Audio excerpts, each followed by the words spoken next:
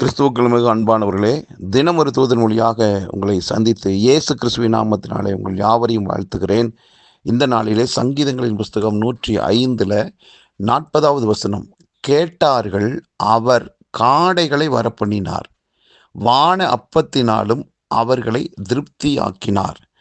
ஆண்டவர் தம்மால தெரிந்து கொள்ளப்பட்ட பிள்ளைகளாகிய அந்த இஸ்ரவேல் மக்களுடைய நிலையை கர்த்தர் கண்டார்.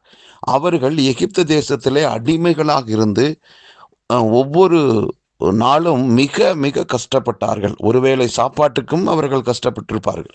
இப்படி பல்வேறு விதங்களிலே துயரங்களை, துன்பங்களை அனுபவித்த பிள்ளைகள் ஆண்டவரே என்று கூப்பிட்ட போது அவர்களுக்கான ஒரு விடிவு காலத்தை மோசே என்றதான ஒரு தீர்க்கதரிசியின் மூலமாக பிறந்தது.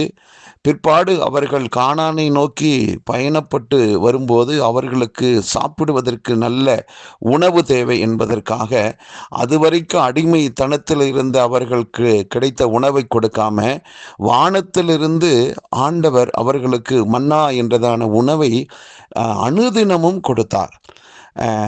அது ஆண்டவரால் அனுமதிக்கப்பட்டதான உணவு.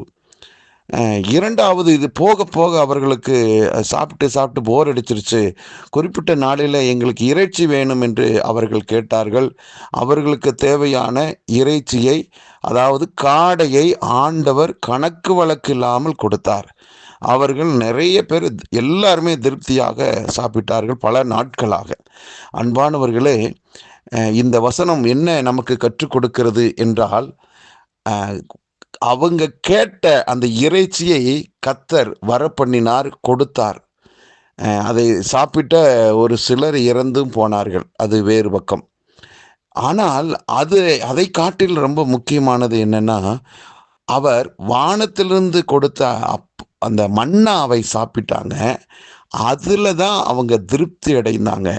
அப்போ இவர்களே கேட்டு வாங்கினதில் சில ஆபத்துகள், நாச மோசங்களும் வந்தது. ஆனால் அவரே கொடுத்ததில் ஒரு நாச மோசமும் அழிவும் வரல. அதற்கு மாறாக அவர்கள் எல்லாரும் திருப்தி அடைந்தார்கள் என்று சொல்லப்பட்டிருக்கிறது.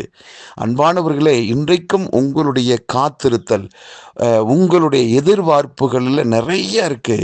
நீங்களே கேட்டு கேட்டு வாங்குவதில் சில குறைபாடுகள் வரலாம். அன்பானவர்களே, தேவ சித்தத்துக்காக காத்திருந்து ஆண்டவரே என்று சொல்லி, என்னை குறித்து உம்முடைய சித்தம் என்ன, என் குடும்பத்தை குறித்து, என் பிள்ளைகளை குறித்து, என் எதிர்காலத்தை குறித்து, என் வேலை, தொழில், பிஸ்னஸ், ஊழியம், இவற்றை குறித்து நீர் என்ன சித்தம் வைத்திருக்கிறீர் ஆண்டவரே என்று சொல்லி முற்றிலுமாக அவரை சார்ந்து நிற்கிற போது, அவர் தம்முடைய சித்தத்தின்படி உங்களுக்கும் எனக்கும் அவர் கொடுக்கும்போது அந்த காரியம் மெய்யாகவே அதை பெற்றுக்கொள்ளுகிற ஒவ்வொருவருமே திருப்தி அடைவார்கள்.